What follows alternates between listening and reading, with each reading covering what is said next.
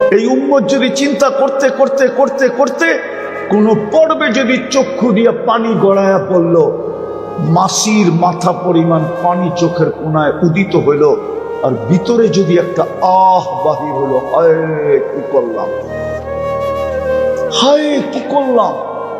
যুবকে যদি বলল হায় কি করলাম, নারী যদি বলল হায় কি করলাম। মৃত্যু আসলে আল্লাহর এই চেহারাটা কি করে দেখাবো? আল্লাহ বলে তুই হায় বলতে দেরি, ফালাম্মা তায়াক্কানতা বিল বাওয়ার ওয়া যানানতা আন্নাকা মিন আহলিন নার মানাহতু ইলাইকা রিদওয়ানি ওয়াল্লাইতু ইলাইকা গুফরানি ওয়া কুলতু লাকা লা তাহজান গফারতু লাকা যুনুবা ওয়াল আওসার ওয়া লিআজলিকা সাম্মাইতু নাফসি আল আজিজুল গফফার। মজা আসতো যদি এই মজমা আরবি বসতো। আল্লাহ বলে তুই চিন্তা করতে করতে এই সিদ্ধান্তে পৌঁছতে দেরি, আর তুই চিৎকার দিতে দেরি, আমি রেজার চাদর দিয়ে তোকে ডাকতে দেরি করি না, মাগফিরাতে ডুবাইতে দেরি করি না, ছুটা এসে তোকে সান্ত্বনা দিতে থাকি। চিন্তার কোনো কারণ নাই, তোর গুনাহ খাতা মাফ করে দিলাম, তোর জন্যই তো আমি আজিজুল গফফার। এই জন্য আল্লাহ আমাদের প্রস্তুতি দেখবে, কতটুকু প্রস্তুতি নিলাম। কিচ্ছু দেখবে না খোদার পাশে না। মক্কা দেখবে, হাদিস তো এটাই বলে, জিবরিলের ফতোয়া তো এটাই বলে, কল্লাতুল আরদা কুল্লা মা ওয়াজাদতু আতিয়াবা মিন মক্কা। আমি দুনিয়ার সমস্ত জমিনকে ছাইনা দেখছি, মক্কার চেয়ে কোনো উত্তম জমিন নাই। ওলামা একমত হবে কিনা জানি না, আমার মন তো বলে জান্নাতের জমিনের চেয়েও মক্কার জমিন দামি না। ওলামা একমত হইতেছে না। যুক্তি দিব, আমার যুক্তি বলে কিতাবে আছে কিনা আমি জানি না, কেননা জান্নাতে বাইতুল্লাহ নেই, মক্কায় বাইতুল্লাহ। জান্নাতে কি নাই? কি নাই? জান্নাতে কি নাই? বাইতুল্লাহ নাই। মক্কায় কি আছে? কি আছে? বাইতুল্লাহ আছে। এই জন্য তো কোরআনে এক জায়গায় আল্লাহ বলছিলেন, লা উকসিমু বিহাদাল বালাদ, এই শহরের আমি কসম খাইতে চাই না। কিন্তু আল্লাহকে যদি বলি আপনি তো কসম খাইলেন, আপনি বলেন চান না, আপনি তো কসম খাইলেন, আল্লাহ বলে তুই আগে পড়া দেখিস না, ওয়া আনতা হিল্লুম বিহাদাল বালাদ, বন্ধু আপনি এই শহরে জন্ম নিয়েছেন এই জন্য কসম খাইলেন। আপনি যদি জন্ম না নিতেন তো কসম খাইতাম না, হোক না আমার ঘরে, শুধু আপনার খাতিরে খাইলাম, আপনার সম্মানার্থে খাইলাম, আপনার দিকে তাকায়া খাইলাম কসম। তো এরকমই জিবরিলের ফতোয়া। হায় হায়, কিন্তু আল্লাহ মক্কার দিকে দেখেন নাই, নাইলে হাজি আবু জাহেলের বাড়িতে পেশাব করবে? আবু জাহেল তো মক্কার মানুষ, কি হজ করে যায় আবু জাহেলের বাড়িতে পেশাব করেন না? পেশাব নাইলেও তো এক ফোঁটা দিয়ে আসছেন, ঠিক না? হ্যাঁ, একটু চেষ্টা করে দেখি এক ফোঁটা আর কপালে দেওয়া যায় কিনা। অথচ একদিকে বাইতুল্লাহ, একদিকে আবু জাহেলের ঘরের, একদিকে কি, আরেকদিকে মুহাম্মাদুর রাসূলুল্লাহ। একদিকে বাইতুল্লাহ, আরেকদিকে কে? মুহাম্মাদুর রাসূলুল্লাহ সাল্লাল্লাহু আলাইহি ওয়াসাল্লাম। মধ্যখানে মাত্র 20 ফিট জায়গা, দুই বাড়ির মধ্যখানে শুধু 20 ফিট জায়গা। এতটুক জায়গা, ওই পাশে মুহাম্মাদুর রাসূলুল্লাহর ঘর, যেই ঘরে আল্লাহ রসুল জন্ম নিয়েছেন। হায় হায়, যেই ঘরে আল্লাহ রসুল জন্ম নিয়েছেন, ওই দিকে গেলে তো আবার হুজুররা কি বলে না না বলে আপনি হারায় যাবেন। ওই রাত্রে, হায় হায়, যে রাত্রে জন্ম নিছেন ওই ঘরে, হায় ওই ঘরে কি আসছে কেউ জানে না। হায় হায়, যাক ওই দিকে আর যাইতে চাইতেছি না। আল্লাহ শুধু প্রস্তুতি দেখবে, মক্কা দেখবে। প্রস্তুতি হলে জান্নাত দিয়ে কিনবে। যার মাটি হলো মুস্ক,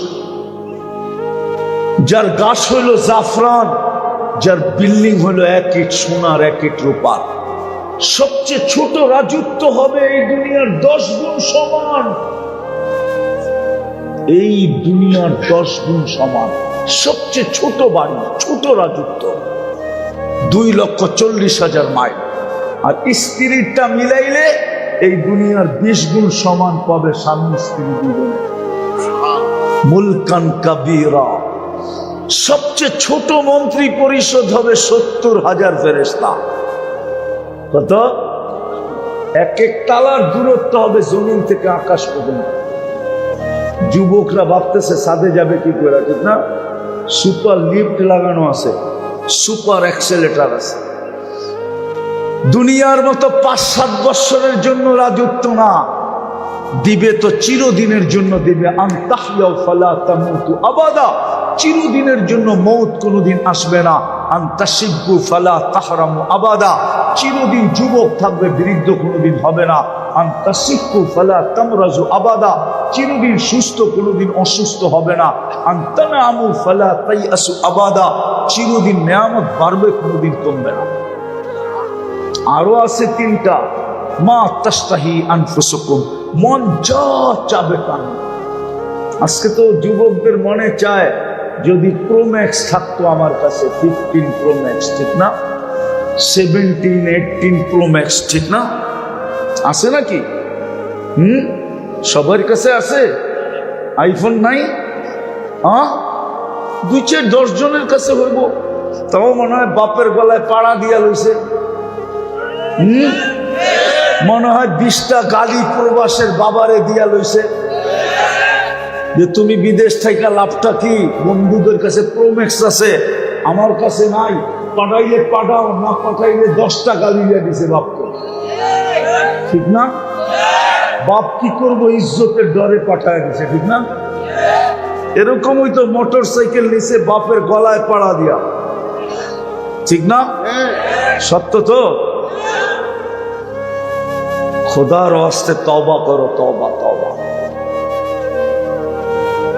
আমি এটা গ্যারান্টি দিয়ে বলতে পারবো, কোন বাবা প্রবাস থেকে তোমাকে মোটর সাইকেলের টাকা দিতে পারে, কিন্তু মনের অন্তরের অন্তঃস্থল থেকে দেয় নাই, শুধু তোমার কথা শোনা দিছে। রাগ হয়েও না যুবক, এটা আবার অন্য আলোচ্য বিষয় চলে যাবে। জান্নাতে যা চাবে তা মিলবে। দ্বিতীয়টা শোনাম, চোখে যেটা লাগবে ওটা তোমার। এখন চোখে লাগে, বেশি তাকাইলে জুতা দেখায়, ঠিক না? কি জুতা বোঝো না? মনে হয় বোঝো না, ফিডার খায় তো করতে বুঝবো। আবার দেখতে দেখতে সয়া গেছে গা, চামড়া মোটা হয়ে গেছে গা, তো এখন আর দেখলেও কোনো অসুবিধা হয় না, ঠিক না? আবার যুক্তিও দেয়, আরে কয়বার দেখবো? 100 বার। দেখতে দেখতে একদিন ঠিক হয়ে যাব, দেখাইতে দেখাইতে একদিন ঠিক হয়ে যাব, ঠিক না?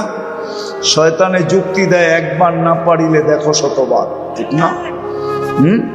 জান্নাতে যেটা চোখে লাগবে ওটা তোমার। 6টা হলো, আরো আছে, ফালা তা'লামু নাফসুম মা উখফিয়া লাহুম। আল্লাহ বলে তোর চোখকে শীতল করার জন্য যা চায়া নিছিস আর চোখ লাগায় নিছিস, এর চেয়ে কোটি কোটি কোটি কোটি গুণ আমি বানায় রেখেছি। সব রাখা আছে, সৈকত রাখা আছে। দুনিয়ায় হয় ডানা কাটা, জান্নাতে পুরা ডানা আলা রাখা আছে। দুনিয়ায় কি বেপর্দা হইলেই ডানা শেষ। এই জন্য যুবকরা বলে ডানা কাটা। জান্নাতের গুলা সব ডানা আলা, সৈকতে রাখা আছে। প্রথম আড্ডা হবে, তারপরে খাওয়া হবে, তারপরে যখন জান্নাতে ফিরতে থাকবে তো আল্লাহ সবার সামনে এক একটা করে লুকায়িত জায়গার থেকে বাহির করে ছেড়ে দেবে। ডেলি 2 বার যাবে সৈকতে। জান্নাতে 2টা সৈকত আছে। বাংলাদেশ জান্নাতের সাথে মিল আছে, বাংলাদেশও 2টা সৈকত, জান্নাতেও 2টা সৈকত। একটার নাম বাইদাজ, একটার নাম বাইদাক। সকালে এক জায়গায় যাবে, বিকালে আর এক জায়গায় যাবে। ওই জান্নাত দিয়া কিনবে যদি প্রস্তুতি নিতে রাজি। কে কে রাজি দেখি? পাক্কা মনের থেকে? পাক্কা? তাইলে বলেন অতীত থেকে তওবা করলাম। বলো বলো বলো, অতীত থেকে তওবা করলাম। নামাও। এই উম্মতের প্রস্তুতি বেশি না, এই উম্মতকে বেশি প্রস্তুতি আল্লাহ চান না, বেশি পরিশ্রম করাইতে চান না। বেশি পরিশ্রম করাইতে যদি চাইতেন তাহলে আমাদেরকে 60-70 বছর কেন দিতেন? এই উম্মতের বয়স কম, আবার 60-70 বছরের ভিতরে 2 বার কনসিডার, 2 বার মাফ করে দিছে। এক, জন্ম থেকে নিয়ে বালেগ হওয়া পর্যন্ত নিষ্পাপের খাতায় লেখা 15 বছর।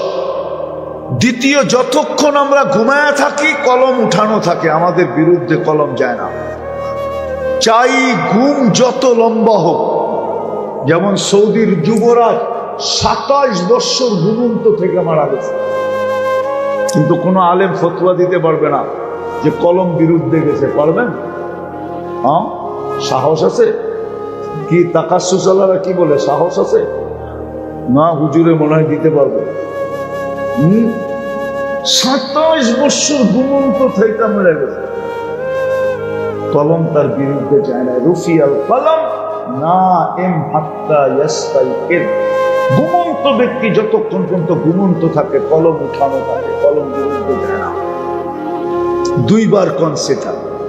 আর বাকি কতটুকু? হায় হায়, এই উম্মতকে তো আল্লাহ খাটাইতে চান না।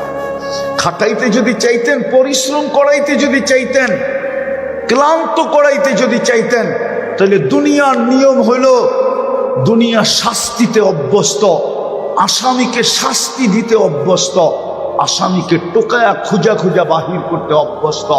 দুনিয়া শাস্তি দিয়া মজা পায়, তাইলে আল্লাহ ডেলি রাত্রে আসামিকে ডাইকা ডাইকা কেন মাফ করতে? এখন তো ডাকতেছে হালমি মুস্তাগফির ফাগফিরানা। এই উম্মতকে তো আল্লাহ ডাইকা ডাইকা মাফ করতে চাইতেছেন, এই উম্মতের আসামিকে। এই জন্যই তো আমি বলি, আমার জাতি যদি কিছু না করত, আমার এই যুবকরা যদি কিচ্ছু না করতো, সারা দিন কিচ্ছু না করতো, ঘুমানোর সময় যদি মাপ চায় ঘুমাইতো, তাইলেই তো যথেষ্ট ছিল। কসম খোদার যুবক,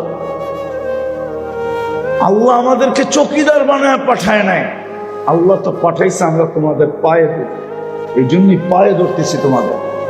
তোমরা সারাদিন কি করলা এটা আমার বিষয় ছিল না, কিন্তু ঘুমানোর সময় যদি মাপ চায় ঘুমাইতাম, আমার জাতি যদি ঘুমানোর সময় মাপ চায় ঘুমাইতো, আমার মা বোনরা যদি ঘুমানোর সময় মাপ চায় ঘুমাইতো, যে আল্লাহ সারা দিন কিছু করতে পারি না, এখন তো ঘুমায়া যাব, সকালে তুমি উঠাইলে উঠবো, নাইলে চির নিদ্রা হয়ে যাবে, বিদায় আমি মাপ চায় ঘুমাইলাম। কোরআন তো বলে ওয়াস্তাগফিরহু ইন্নাহু কানা তাওয়াবা। গ্যারান্টি তো দিতেছে, হাত উঠানা আমি মাফ করে দিব, গ্যারান্টি। কোরআন তো গ্যারান্টি দিতেছে, সময় তওবা করে মাপ চায় ঘুমাইলা। প্রস্তুতি তো এতটুক দিয়ে হয়ে যেত।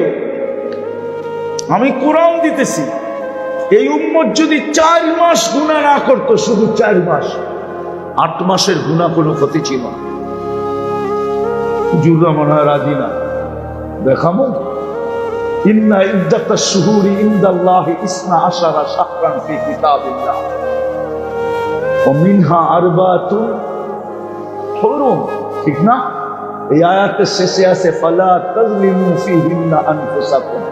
আল্লাহ বলছে, ও উম্মতে মুহাম্মাদি, এই 4 মাস গুনাহ করিস, 4 মাস গুনাহ করিস না। ফালা তাযলিমু ফীহিন্না আনফুসাকুম, তোমরা তোমাদের উপরে জুলুম করো না। গুনার চেয়ে বড় জুলুম কি আছে?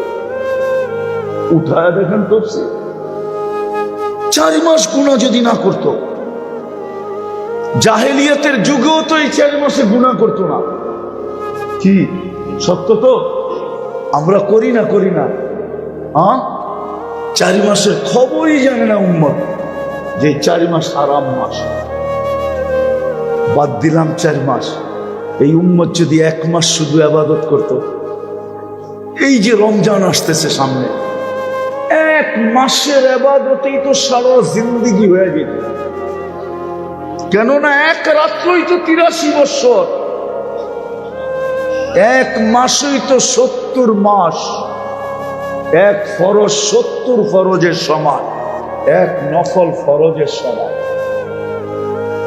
1 মাস যদি ইবাদত করত, আল্লাহ যদি বলতো কিরে 11 মাস করলি না কেন, তো বুক ফুলায় জবাব দিতে পারতো 1 মাসই তো 70 মাস, 11 মাস করি নাই, 11 বাদ দিয়া দেন। তারপরে তো 59 মাসের আমি পাও না, আপনি আমার কাছে পাবেন পত্রিকা। এই উম্মতের 80 বছরের বুড়াও যদি আল্লাহর সামনে দাঁড়ায়, আর আল্লাহ যদি জিজ্ঞেস করে কি নিয়ে আসছস, তো বেশি কিছু আনি না, 1 রাত্র আনছি। আল্লাহ যদি চেতে 1 রাত্র, বা চেতেন কেন, 1 রাত্রই তো 83 বছর, 4 মাস বাদই দিলাম। আমি ছিলাম 80 বছর, 80তে 80 বাদ, তারপরে তো 3 বছরের পাওনা আমি, আপনি পাবেন কোথেকে? এই উম্মত যদি 1 মাস ইবাদত করত, 1 মাসেই তো 1 ডোক পানি দিয়ে তো নিজেকে জাহান্নাম থেকে মুক্ত করা যায়। 1 ডোক পানি, ডোক চিনেন? এতটুক পানি। হাদিসে তো আছে, মান আফতারা সাইমান শুরবাতা মা ফালাহু ইফতু রাকাবাতিন। কিন্তু এই তিতাসের রোজার দিন পাওয়া যাবে রাস্তায় কাউকে বোতল নিয়ে দাঁড়ানো আছে? যদি জিজ্ঞাসা করে দাঁড়ায় আছেন কেন, তো খুঁজতেছি কাউকে 1 ডোক পানি দিয়ে রোজা খোলাইতে পারি না। আরে কেন? বলছে আল্লাহ রসুল বলছে, মুহাম্মদুর রাসূলুল্লাহ বলছে, 1 ডোক পানি দিয়ে রোজা খোলাইতে দেরি, আমাকে জাহান্নাম থেকে আল্লাহ মুক্ত করতে দেরি করবেন না। আজ পর্যন্ত দেখাইতে পারবেন তো তিতাসের রাস্তায় কেউ বোতল নিয়ে দাঁড়ানো আছে? আছে? পাইছেন? ওই মেন রোডে, গলির ভিতরে বাদ দিলাম, মেন রোডে, গৌরীপুরের মেন রোডে, গৌরীপুর বাজারে আজ পর্যন্ত কোনো মা বোনরে বলতে শুনছেন প্রতিবেশীকে যে বোন 30 দিন তুই ইফতারি পাকাবি না, আমি যা পারি তোকে পাকায়া পাঠাবো? কেন? বলছে আমি শুনছি রোজাদারকে রোজা খোলাইলে জাহান্নাম থেকে মুক্তি মিলে, বিদায় আমি নিয়ত করছি তোর ঘরে আমি ডেলি ইফতারি পাঠাবো, চাই যতটুকু পারি। তাহলে সামনের বোনও বলতো, বোন জাহান্নাম থেকে মুক্তি আমারও প্রয়োজন, আমিও 30 দিন করে এখানে। কিন্তু আমাদের সমাজে এরকম মা 1 মাস যদি ইবাদত করত, কসম খোদা এই উম্মতের মনে হয় যথেষ্ট ছিল প্রস্তুতির জন্য, প্রস্তুতির জন্য যথেষ্ট ছিল। হাজারো দলিল দেওয়া যায়। এই উম্মত, আমি তো বলি ওলামা একমত হবে কিনা আমি জানি না, এই উম্মত তো দুনিয়া আসারই ছিল না। দুনিয়া আসছে কেন জানেন? বলবো? ওলামা আবার একমত হয় কিনা জানি না। এই উম্মত দুনিয়া আসার ছিল না, শুধু দুনিয়া আসছে একটা প্রশ্নের কারণে। কেননা কিয়ামতের দিন এই উম্মতকে আল্লাহ সাক্ষী হিসাবে, রাজ সাক্ষী হিসাবে কিয়ামতের দিন নিজের পাশে দাঁড় করাবে। যদি দুনিয়ায় না আসে তো সমস্ত উম্মত বলবে এরা আমাদের বিরুদ্ধে সাক্ষী দেয় কি করে, এরা তো দুনিয়াই রেখে নেয়। এই জন্য আল্লাহ বলে, যাও উম্মতে মুহাম্মাদি দুনিয়াতে একটু পাড়ায়া চলে আসো, কিয়ামতের দিন যদি কেউ প্রশ্ন তোলে তো আমি যেন পা উঁচা করে দেখায় দিতে পারি, এই যে দেখো মাটি এখনো লাগা আছে। এই জন্য এই উম্মত দুনিয়াতে আসছে। নাইলে 60 বছর বয়স কেন দিবে, আবার 2 বার মাপ কেন করবে? বুঝা গেল এই উম্মত দুনিয়া আসার উম্মত ছিল।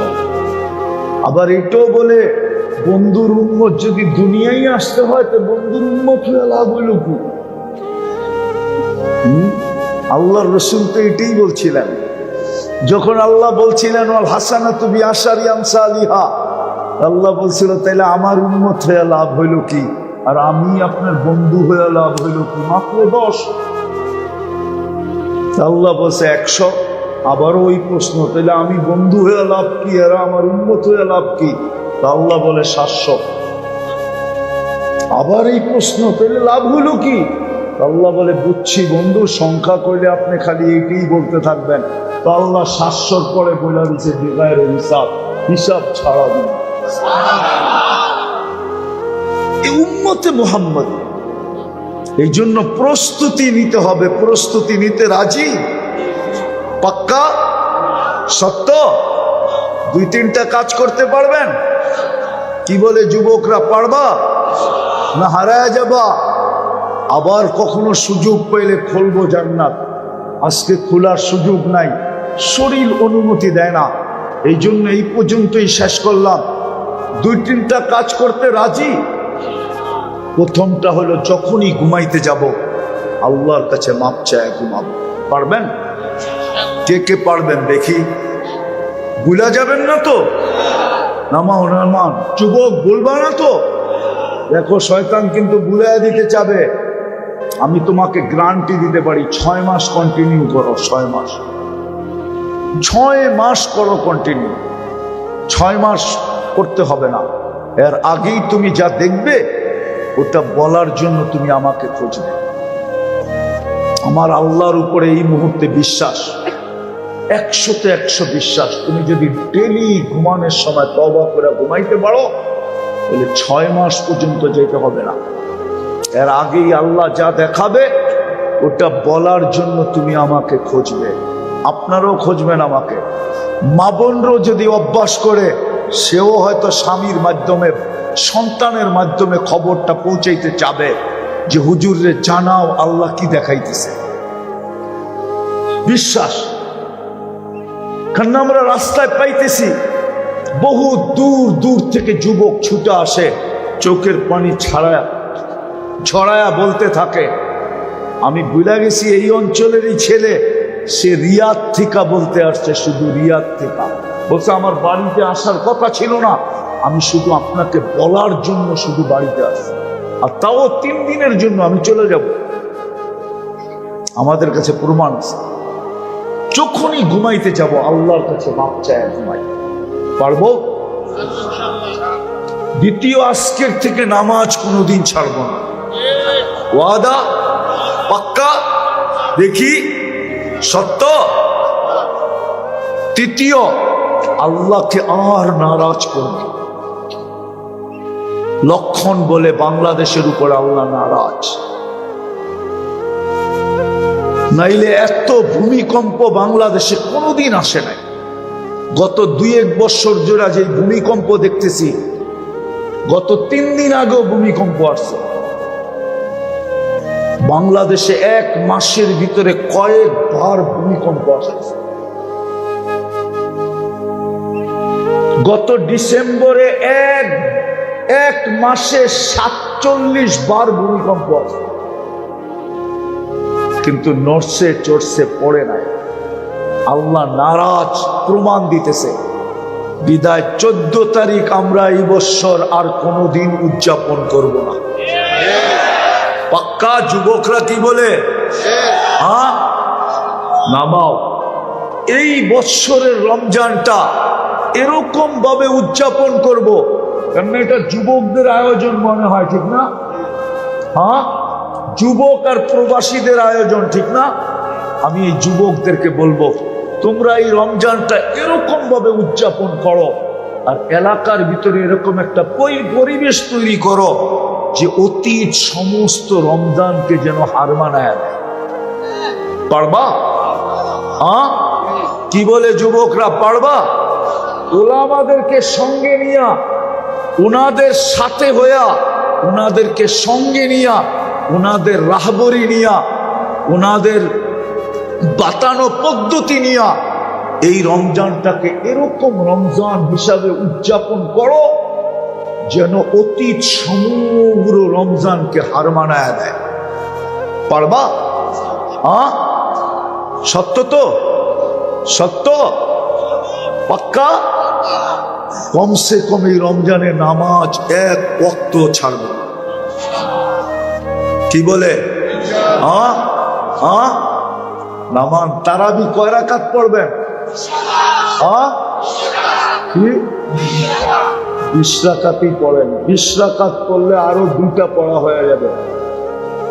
আমি হুজুরদের সামনে বলতেছি, হুজুররা আবার বলবে কই পেলেন? তারাবি যদি 20 রাকাত পড়েন তো তারাবিও পড়া হবে, কিয়ামুল লাইলও পড়া হবে, তাহাজ্জুদও পড়া হবে, 3টা পড়া হবে। বলবেন প্রমাণ? প্রমাণ দিতেছি। বুখারীতে আছে ইজালু আখিরা সালাতিকুম বিতরা, তোমাদের সর্বশেষ নামাজ বেতেরকে বানাও। ঠিক না? রমজানে বেতের বাজামাত পড়ে না পড়ে না? কেন পড়ে? কেননা মুক্তাদি বলে ইমাম সাহেব বেতেরও তারাবিও পড়া ফেললাম, কিয়ামুল লাইলও পড়া ফেললাম, তাহাজ্জুদও পড়া ফেললাম, আর বেতের রাইখা লাভ কি? এগুলো পড়া যাবে না। এই জন্য বেতের বাজামাত পড়ানো। 20 রাকাত পড়লে 3টাই পড়া হবে। আর যদি বলেন 8 রাকাত পড়বেন, পড়তে পারেন আপনি, আমার বিরোধ নাই আপনার সাথে, কিন্তু 3টার যে কোনো একটা হবে, তারাবি হবে না। 20 রাকাত পড়লে 3টা হবে। কি হুজুরে মনে হয় মানতে চায় না, বলে এটা আবার কোথেকে আইলো? ঠিক না? হ্যাঁ, মোতালা করলে পাওয়া যাবে, আমার বিশ্বাস। মোতালা করলে, কি করলে? মোতালা করলে পাওয়া যাবে। এই জন্য আমি বলতেছি জোর দিয়া, তারাবি কয় রাকাত পড়বো? 20 রাকাত পড়লে কয়টা পড়া হবে? 3টা। আর যদি এর চেয়ে কম পড়েন তাহলে যে কোনো একটা হবে, 3টা হবে না। যে কোনো 3টা। যেমন লাইলাতুল কদর যদি 27 তারিখে তালাশ করেন তাহলে হইতেও পারে, নাও হইতে পারে, কিন্তু 5 রাত্র যদি তালাশ করেন, 5 রাত্র, কয় রাত্র? 21, 23, 25, 27, 29, তাইলে লাইলাতুল কদর আপনি পাবেন না, আপনাকে লাইলা। দ্বিতীয় শবে বরাতের পরের সময়টা যদিও পুরা শাবানটাই ছিল, কিন্তু শবে বরাতের পরে তড়িঘড়ি খুব দ্রুত গতিতে নিজেকে রমজানের জন্য বিলকুল প্রস্তুত করে সাজায়া গাজায়া অপেক্ষায় থাকা যে রমজানের চাঁদ কখন উঠবে, আমার ভ্যালু কখন বাড়বে। কেন রমজানে ভ্যালু বেড়ে যাবে। আগেও শুনছেন, এখনো শুনতে থাকেন, রমজানে নফল ফরজের সমান হয়ে যাবে। ফরজ 70 গুণ বেড়ে যাবে,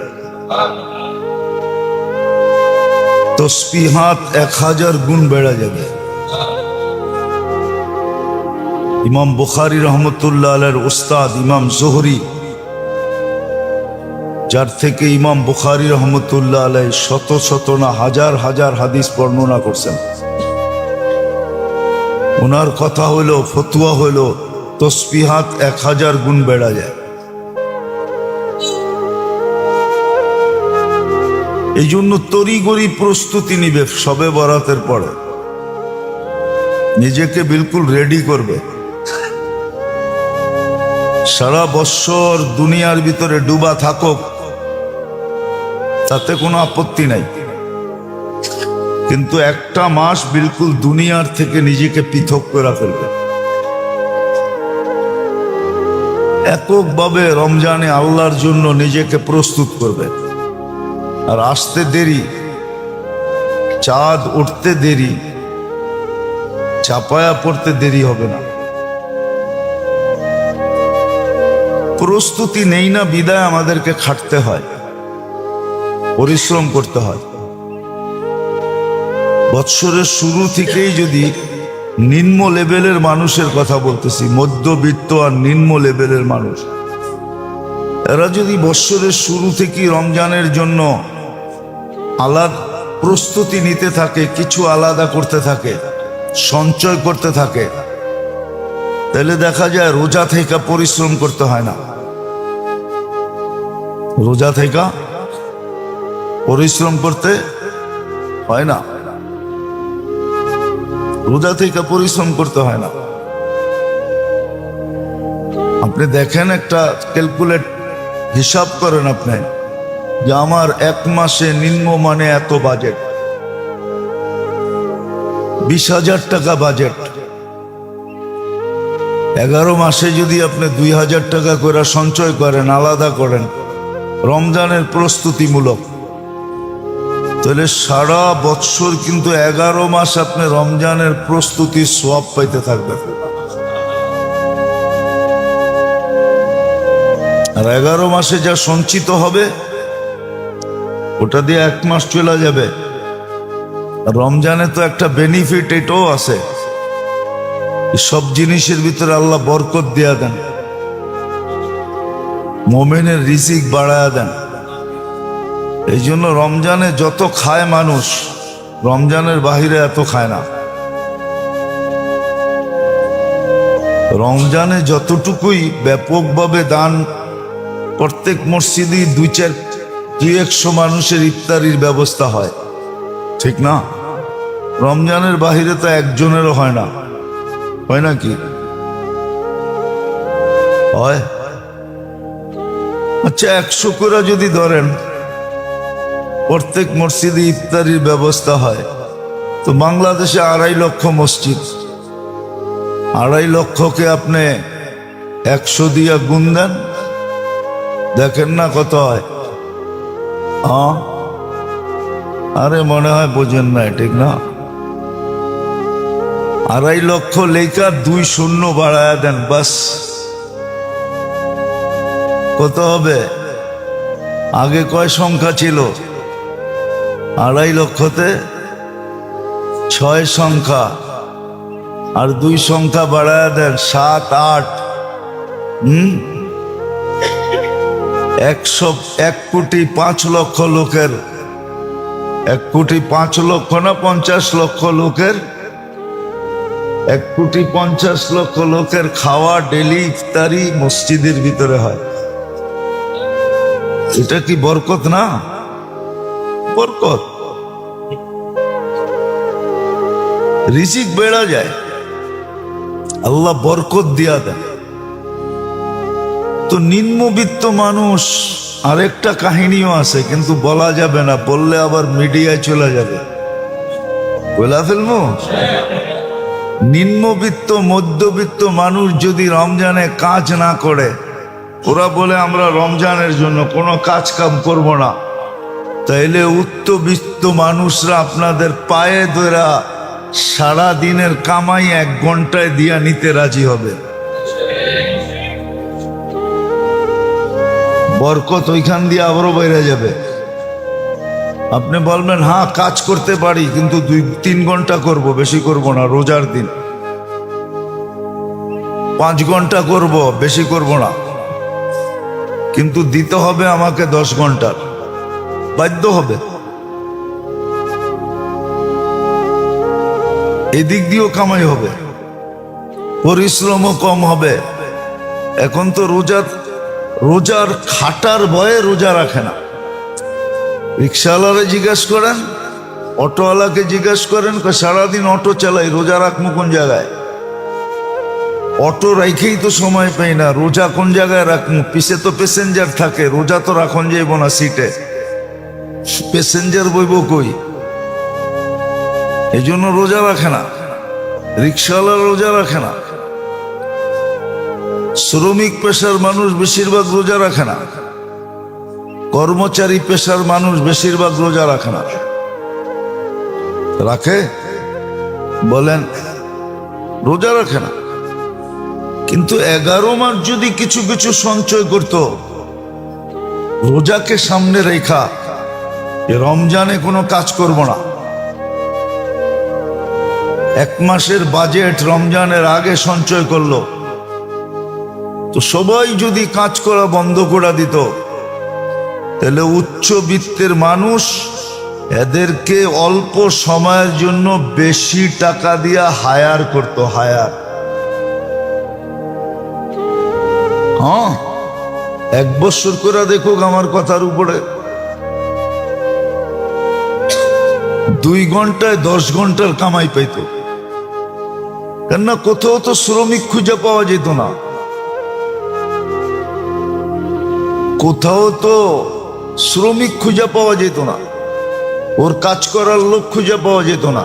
বলতো না রমজান আল্লাহ আল্লাহ করব। আমাদের গরিবদের কাছে কিছু নাই, মধ্যবিত্তদের কাছে কিছু নাই, আমাদের একটাই ভরসা আছে, রমজান দিয়া দেখি জান্নাত নিতে পারি কিনা। আমরা তো দুনিয়ার কোনো স্বাদ পাই নাই। আপনারা তো ইচ্ছা করলেই পিজা খাইতে পারেন, আমরা তো সারাদিনই পিসা খাই। পিসা বোঝেন? পিসা বোঝেন? এটা গ্রাম্য ভাষা। কি আমগরে তো সবাই ধাক্কায়, আমরা তো ধাক্কা খাই, আপনারা তো পিজা খান। আপনারা তো বার্গার খান, সার্গার খান। আপনারা জবাব দিতে, মনেরকে সান্ত্বনা দিতে পারবেন যে দুনিয়ার কিছু তো পাইছি। সারা জীবনই তো ভাড়াটিয়া রইলাম, বাড়িওয়ালা তো হইতে পারলাম না। বাড়িওয়ালা তো সান্ত্বনা দিবে আমি বাড়িওয়ালা হইছি, ঠিক না? তো জবাব দিবে আমরা একটা মাস আল্লাহকে দিতে চাই। আবার জানি না এই কথাগুলো আবার রাষ্ট্রের বিরুদ্ধে চলা যায় কিনা, যে হুজুরে পাবলিক রে কি বুঝাইতে চাইতেছে। সবাই রমজানে কাম ছেড়া দিলে শ্রমিক পেশার মানুষ তো পুরা দেশ তো হ্যাক হয়ে যাবে, ঠিক না? না না, আমি এই জন্য না, বুঝানোর জন্য বলতেছি, বুঝানো উদ্দেশ্য। আছে বহুত দেশ আছে এরকম, ব্যবসায়ীরাই ব্যবসা করে না, কর্মচারীকে অ্যাডভান্স বেতন দেয়া দেয়। আমাদের ঢাকা শহরও আছে। আমি 2-4টা হোটেল চিনি, যারা রমজানের চাঁদ উঠতে দেরি হোটেল তালা দিতে দেরি করবে না। রমজানের বেতন মালিক বোনাস সহ দিয়া দেয়, আর বলে দেয় সারা রমজান আল্লাহ আল্লাহ করবি, আমার ইফতারিও বেচতে হবে না। চাঁদ উঠতে দেরি আবার হোটেল তালা খোলে, বন্ধ করে দেয়, সারা মাস বন্ধ। মালিকও আল্লাহ আল্লাহ করে, কর্মচারীরও আল্লাহ আল্লাহ করে। আমি জিজ্ঞাসা করছি ওদেরকে পোষায় কিনা, হুজুর শুধু পোষায় না, শুধু পোষায় না, আল্লাহ এত বরকত 11 মাসে দেয়, মনে হয় 22 মাস খাইতে পারবো। 22 মাস তো বরকত আল্লাহ দেয়। যদিও মানুষ আমার হোটেলে কাস্টমার দেখে না, কিন্তু এত বরকত দেয় যেটা 22 মাসে খায়া শেষ করা যাবে না। এরকম 2-4 জন হোটেলওয়ালা আমরা চিনি, কিন্তু বাকি অনেক হোটেলওয়ালা দেখবেন পর্দা দিয়া হোটেল চালায়। ওগরে জিজ্ঞাসা করবেন, খালি নাই নাই নাই নাই করতে থাকে, হায় হায় করতে থাকে, ওগো পেট ভরে না, ওরা বরকত পায় না, ওগো টানা টানিই থাকে। তো একটা কথা আছে না বাংলায়, নিয়ত আমান বরকত, নিয়ত যেরম বরকত ওরকম।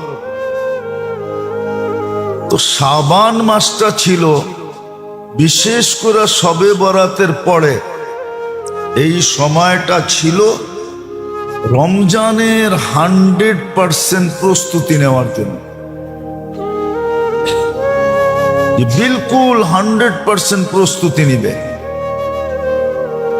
দুনিয়াও গুছায় ফেলবে, নিজেকেও প্রস্তুত করবে, ঘরালাদেরকেও প্রস্তুত করবে, যাতে রোজার চাঁদ উঠতে দেরি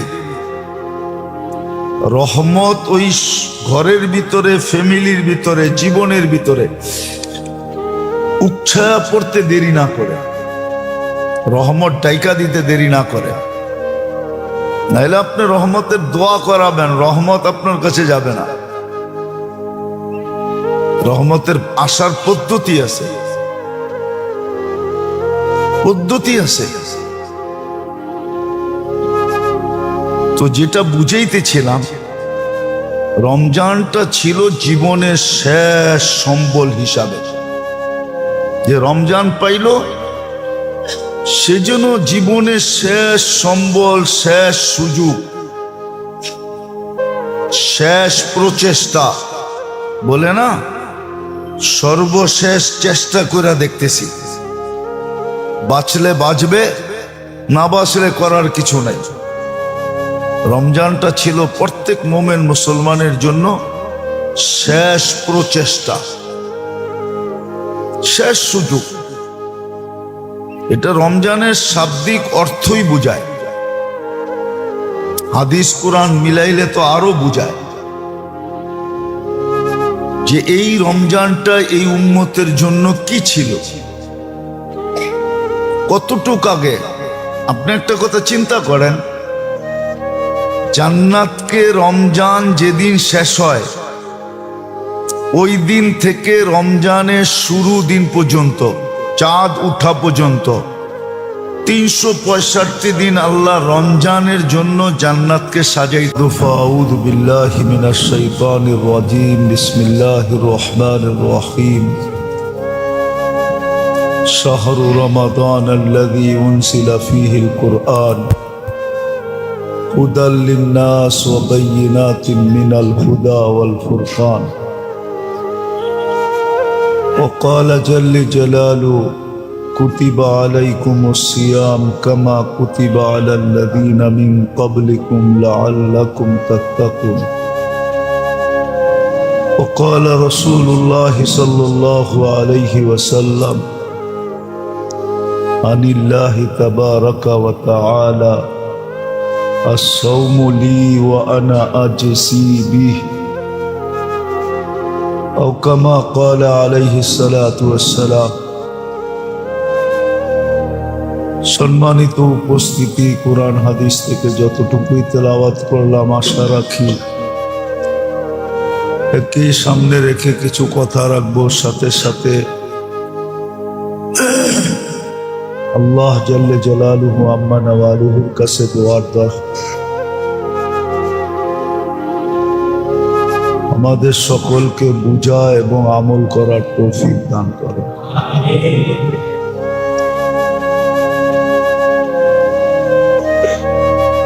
শাবান মাস সবে বরাত অতিবাহিত হয়ে গেল, কতটুকু নিতে পারলাম, কতটুকু নিতে পারলাম না, তা প্রত্যেক ব্যক্তি নিজেকে প্রশ্ন করলে এটার সমাধান নিজের মন থেকেই পাওয়া যাবে।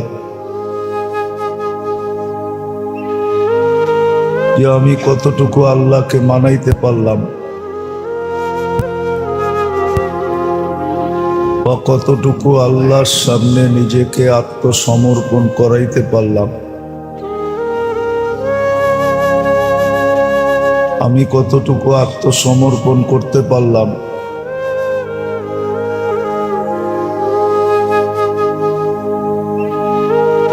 এটা প্রত্যেক ব্যক্তি যদি নিজেকে প্রশ্ন করে তাহলে উত্তর বড় সহজ। অনেক সময় মানুষের মনই মানুষকে অনেক কিছু বুঝাইয়া দেয়, যার কারণে কিতাবেও লেখা আছে ওয়াস্তাফতি নাফসাক, তুমি তোমাকে প্রশ্ন করলে অনেক জিনিসের সমাধান পাওয়া যাবে। বাকি সবে বরাত চলে গেছে, আবার 1 বছর অপেক্ষা করতে হবে। যদি বেঁচে থাকি, নসিবে থাকে তো আবার মিলবে। সামনে রমজান আসতেছে, পড়ায় কাছাকাছি, সবে বরাত চলে যাওয়া এই কথা বুঝায় যে রমজান শুরু না হইলেও পূর্ব প্রস্তুতি শুরু হয়ে গেছে। কে কতটুকু প্রস্তুতি নিতেছি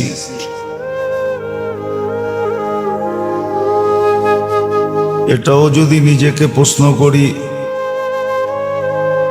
তাহলে জবাব সুস্পষ্ট চলে আসবে যে আমি রমজানের জন্য এখন থেকেই কতটুকু প্রস্তুতি নিতেছি। আর শাবান এই জন্যই দেওয়া হচ্ছিল বিশেষভাবে এই উম্মতকে। যদিও দুনিয়া যেই দিন থেকে সৃষ্টি ওই দিন থেকে শাবান মাসও সৃষ্টি, 12 মাস ওই দিন থেকেই নির্ধারিত। কোরআন এটাই বোঝায়, ইন্না ইদ্দাতাশ শুহুরি ইনদাল্লাহি 12 শাহরা ফি কিতাবিল্লাহ। 12 মাস ওই সময় থেকেই নির্ধারিত, কিন্তু এই উম্মতের জন্য শাবান মাস একটু ভিন্ন দাঁড়ায়। সমস্ত উম্মতের জন্য ছিল গণনা হিসাবে, আর আমাদের জন্য গণনার সাথে সাথে রমজানের প্রস্তুতির জন্য ছিল। এই জন্যই কিন্তু আল্লাহ রসূল সাল্লাল্লাহু আলাইহি ওয়াসাল্লাম এই মাসে সবচেয়ে বেশি রোজা রাখতেন, আর রাখতে রাখতে রাখতে রমজানের সাথে মিলায়া দিতেন। আর শিক্ষা এটাও দিয়েছিলেন যে এই মাসে যেন প্রস্তুতি নেয়। দুনিয়ার বহুত কাজেই মানুষ আগের থেকে প্রস্তুতি নেয়, কখনো 6 মাস আগের থেকে, কখনো 1 বছর আগের থেকে। আমাদের সমাজে দেখা যায় ছেলে মেয়ের জন্য অনেক আগের থেকে মা বাবা প্রস্তুতি নিতে থাকে। বিয়ে শাদী ঘর সংসার এটার জন্য অনেক আগের থেকেই অল্প অল্প করে গুছাইতে থাকে। যদি জিজ্ঞাসা করা হয় গুছাও কেন, জবাব এটাই দেয়, ছেলে সন্তান আছে তো, ওদের বিয়ে শাদী আছে, কায় কারবার আছে, কাজ কাম আছে, ব্যবসা বাণিজ্য আছে, চাকরি বাকরি আছে। এর জন্য আগের থেকেই একটু একটু করে গুছাইতে থাকে। ঠিক রমজানের জন্য শাবান এটা গুছানের মাস ছিল। হ্যাঁ, হবে কিছু লোক হবে, এমন না যে কিছু লোক নাই, কিছু লোক সমাজে হবে, হয়তো আমরা ওদেরকে চিনি না বা ওদের নামও জানি না। এখন থেকেই গুছাইতেছে, এরকম কিছু লোক হবে যে রমজানের জন্য এই মাসেই সবকিছু আস্তে আস্তে গুছায় আনতেছে। যে রমজান ঢুকতে দেরি, পরিপূর্ণভাবে গুছায়া রমজান শুরু করতে দেরি না হয়। আর সত্য এটাই ছিল, जहां शाबाने गुछाया फेलबे, दुनियादारियों गुछाया फेलबे, रमजानेर जोन्नो निजेकेও प्रस्तुत करबे, যাতে রহমতের পর্ব শুরু হইতে দেরি, রহমত তাকে ঢাইকা নিতে দেরি না করে। কিন্তু বেশিরভাগই দেখা যায় 90 ভাগ কেন 99.99 ভাগ বললেও ভুল হবে না যে আমাদের ভিতরে উদাসীনতা ব্যতীত আর কিচ্ছু নাই। রমজান আসতেছে এরকম প্রস্তুতি আমাদের ভিতরে নাই, শুধু উদাসীনতা চলতেছে। আগেও যেইভাবে চলতেছিল এখনো ওইভাবেই চলতেছে। আসবে রমজান, চলে যাবে,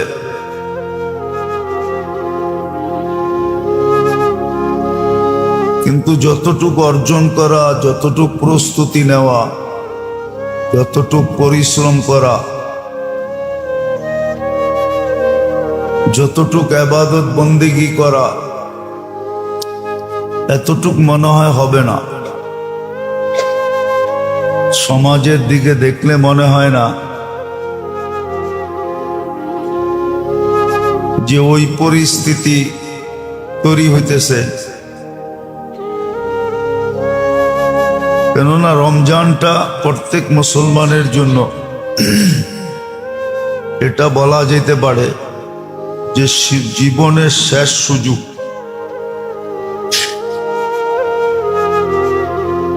যেমন বলে যে সর্বশেষ একটা সুযোগ দিয়া দেখেন, অনেক ক্ষেত্রে মানুষ বলে চাকরি বাকরি কাজ কামের বেলায় মানুষ বলে, ঘর সংসারের ব্যাপারেও মানুষ এরকম বলে যে সর্বশেষ একটা সুযোগ দিয়া দেখেন, ঠিক হইলে তো হইল, না হইলে তো করার কিছু থাকবে না। সংসার ভাঙতে হলে সংসার ভেঙে যাবে, মালিক মহাজন বাড়ি করে দিলে বাড়ি করে দিবে। তো রমজানটা ছিল আমাদের জীবনের শেষ সুযোগ। এই হিসাবেই আল্লাহ রমজানটা এই উম্মতকে দিছিলেন, যে উম্মত রমজানে জীবনের শেষ সুযোগ মনে করা এটাকে কাজে লাগাবে। কেননা রমজান শব্দের অর্থই এটা বোঝায়, রমজান শব্দের অর্থ এটাই বোঝায়। কেননা রমজান শব্দের অর্থই এটা, যে চালায়া পোড়ায়া নিঃশেষ করে দেওয়া। মুমিন মুসলমানের গুনাহকে জ্বালায়া পোড়ায়া নিঃশেষ করে দেয়। এটা রমজানের শব্দের থেকেই বোঝা যায়। রমজানটা জীবনের শেষ প্রস্তুতি, শেষ সুযোগ। এই জন্য আল্লাহ ফজিলতের ভিতরে এটাও দিছিলেন, রমজান পাওয়ার পরের থেকে নিয়ে আগামী রমজানের আগ মুহূর্তে যখনই মৃত্যু হবে, তো তার ব্যাপারে মাগফিরাতের অঙ্গীকার আছে, আল্লাহ মাফ করে দিবে। কিন্তু শর্ত হলো যদি সে প্রস্তুতি নিবে। প্রস্তুতি নিল, এই মাসটা প্রস্তুতির ছিল, দুনিয়াকে গুছানোরও প্রস্তুতি ছিল, এই মাসে গুছায় নিবে, রমজানে আর দুনিয়াদারির দিকে মুখ করবে না। দ্বিতীয় রহমত, মাগফিরাত, জাহান্নাম থেকে মুক্তি। এক একটা পর্ব আসতে দেরি, তার ভাগ্যে জুটতে যেন দেরি না হয়, এতটুক নিজেকে প্রস্তুত করবে,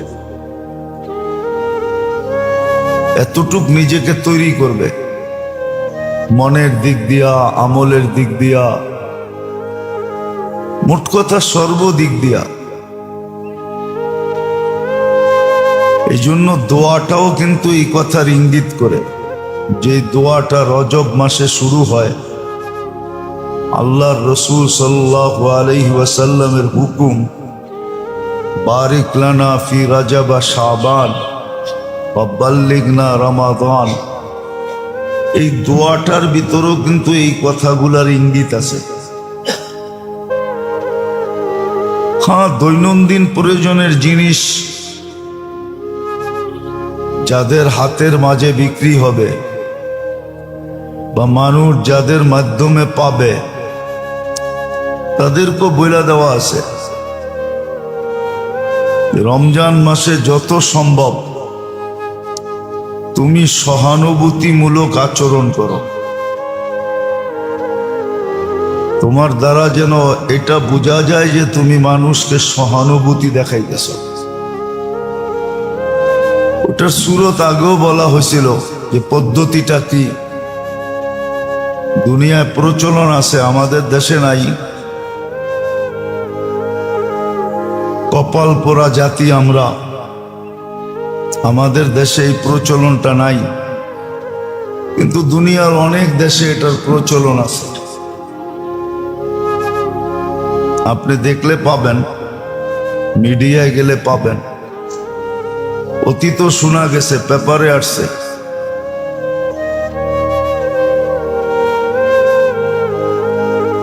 দুবাইতে, সৌদি আরবে, আরব দেশগুলাতে রমজান মাসে প্রত্যেক সুপার মার্কেটে ডিসকাউন্ট থাকে রমজানের উদ্দেশ্যে।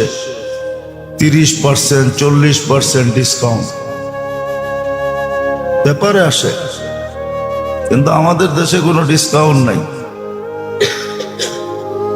আমাদের দেশের অধিকাংশ ব্যবসায়ীদের শব্দটা বললে যদিও খারাপ লাগবে, মনে হয় দোজগও করে হাল মানায় ফেলে।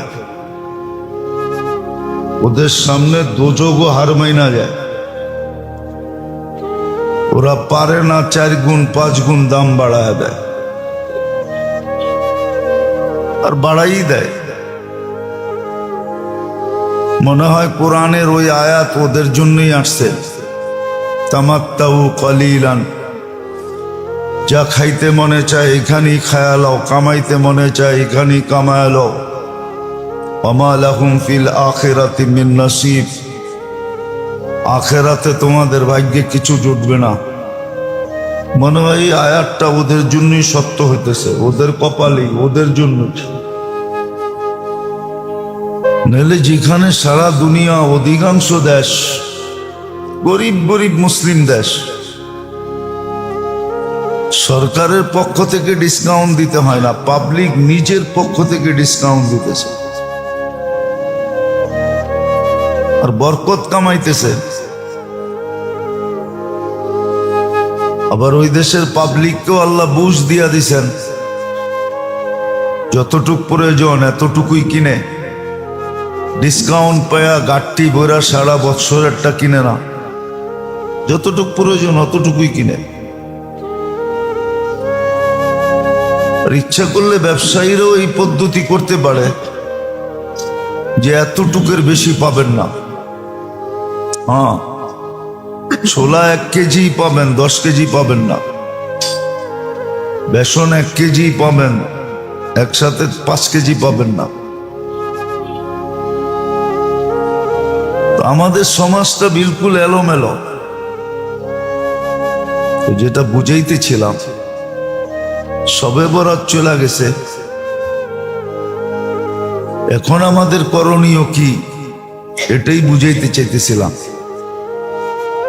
সবে বরাতের আগে তো সবে বরাতের করণীয় ছিল, সবে বরাত চলে গেছে, কতটুকু অর্জিত হইল এটা নিজেকে প্রশ্ন করলেই বোঝা যাবে। কোরআন হাদিস ঘাটার দরকার হবে না যে আমি ওই রাতটাকে কতটুকু আমার পক্ষে কাজে লাগাইলাম, আমার পক্ষে নিলাম, আমি কতটুকু আত্মসমর্পণ করলাম, কতটুকু তওবা ইস্তেগফার করলাম, কতটুকু মাপ চাইলাম, কতটুকু চোখের পানি ঝরাইলাম, কতটুকু নিজেকে ক্লিন করতে চাইলাম, এটা নিজেকে প্রশ্ন করলেই বোঝা যাবে। দ্বিতীয় শবে বরাতের পরের সময়টা যদিও পুরা সাবানটাই ছিল, কিন্তু শবে বরাতের পরে তড়িঘড়ি খুব দ্রুত গতিতে নিজেকে রমজানের জন্য বিলকুল প্রস্তুত করা, সাজায়া গাজায়া অপেক্ষায় থাকা যে রমজানের চাঁদ কখন উঠবে,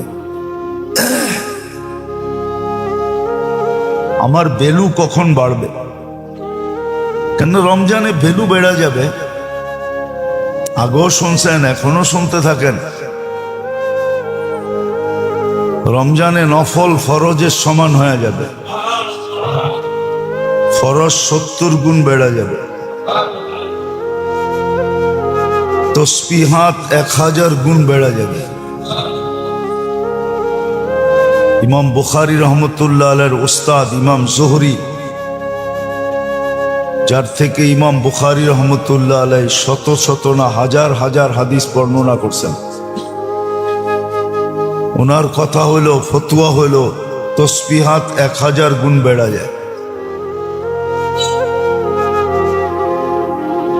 এই জন্য তড়িগড়ি প্রস্তুতি নিবে শবে বরাতের পরে, নিজেকে বিলকুল রেডি করবে। সারা বছর দুনিয়ার ভিতরে ডুবা থাকুক, তাতে কোনো আপত্তি নাই, কিন্তু একটা মাস বিলকুল দুনিয়ার থেকে নিজেকে পৃথক করে ফেলবে। এককভাবে রমজানে আল্লাহর জন্য নিজেকে প্রস্তুত করবে।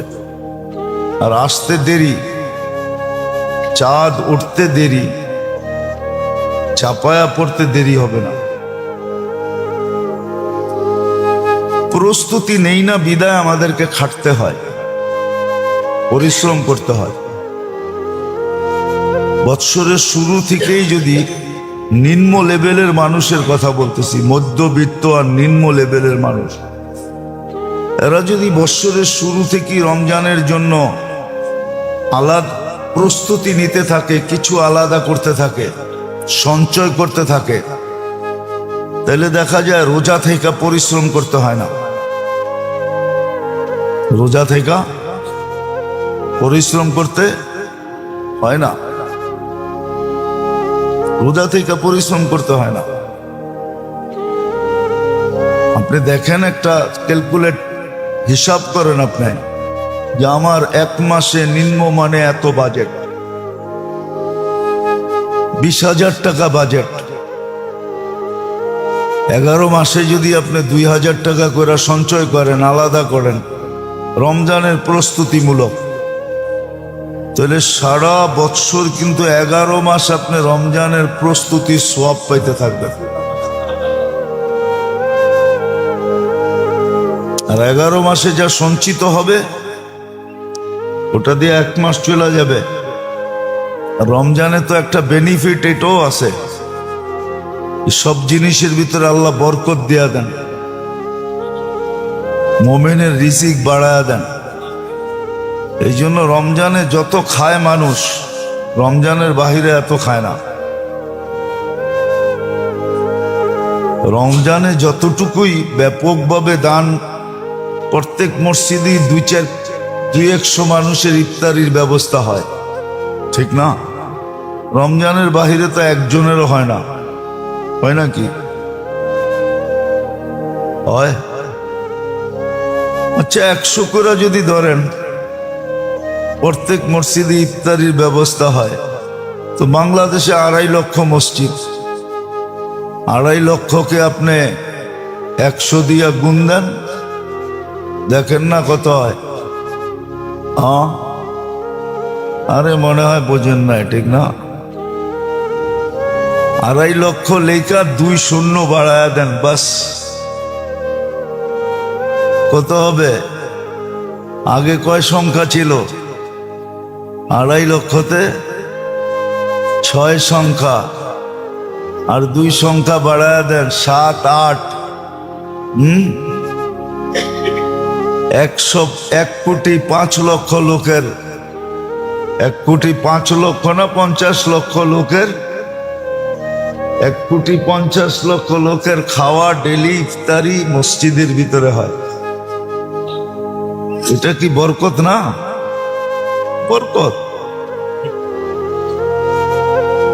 রিজিক বেড়া যায়, আল্লাহ বরকত দিয়া দেন। তো নিম্নবিত্ত মানুষ, আরেকটা কাহিনীও আছে, কিন্তু বলা যাবে না, বললে আবার মিডিয়ায় চলে যাবে। বলা ফেলবো? নিম্নবিত্ত মধ্যবিত্ত মানুষ যদি রমজানে কাজ না করে, ওরা বলে আমরা রমজানের জন্য কোনো কাজ কাম করবো না, তাইলে উচ্চবিত্ত মানুষরা আপনাদের পায়ে ধরা সারা দিনের কামাই 1 ঘন্টায় দিয়া নিতে রাজি হবে। বরকত ওইখান দিয়ে আবারও বাইরে যাবে। আপনি বলবেন হ্যাঁ কাজ করতে পারি, কিন্তু 2-3 ঘন্টা করব, বেশি করব না। রোজার দিন 5 ঘন্টা করব, বেশি করব না। কিন্তু দিতে হবে আমাকে 10 ঘন্টা, বাধ্য হবে। এদিক দিয়েও কামাই হবে, পরিশ্রমও কম হবে। এখন তো রোজার খাটার ভয়ে রোজা রাখে না। রিক্সাওয়ালারে জিজ্ঞেস করেন, অটোওয়ালাকে জিজ্ঞেস করেন, সারাদিন অটো চালাই, রোজা রাখবো কোন জায়গায়?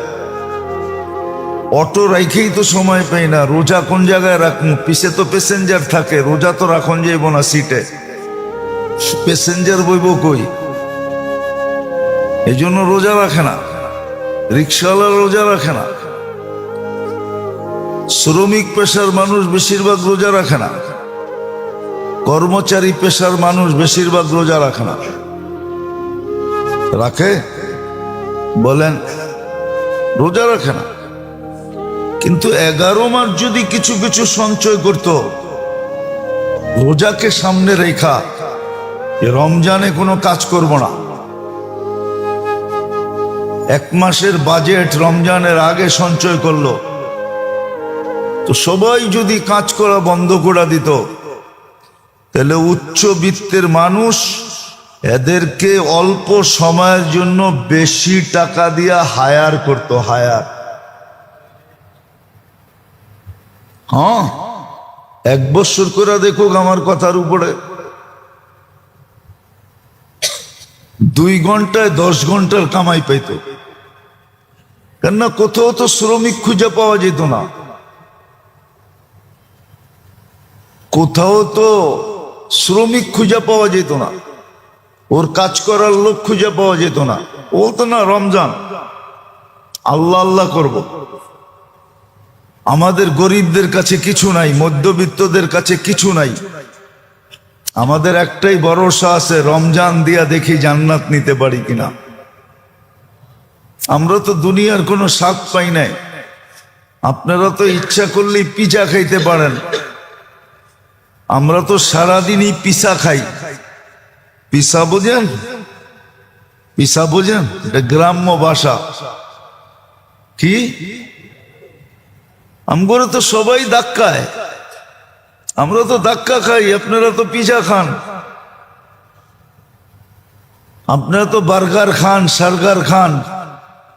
আপনারা জবাব দিতে, মনেরকে সান্ত্বনা দিতে পারবেন যে দুনিয়ার কিছু তো পাইছি। সারা জীবনই তো ভাড়াটিয়া রইলাম, বাড়িওয়ালা তো হইতে পারলাম না। তো বাড়িওয়ালা তো সান্ত্বনা দিবে আমি বাড়িওয়ালা হইছি, ঠিক না?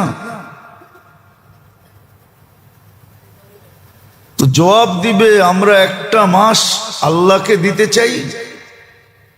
আবার জানি না এই কথাগুলো আবার রাষ্ট্রের বিরুদ্ধে চলা যায় কিনা, যে হুজুরে পাবলিক রে কি বুঝাইতে চাইতেছে, সবাই রমজানে কাম ছেড়া দিলে শ্রমিক পেশার মানুষ তো পুরা দেশ তো হ্যাক হয়ে যাবে, ঠিক না?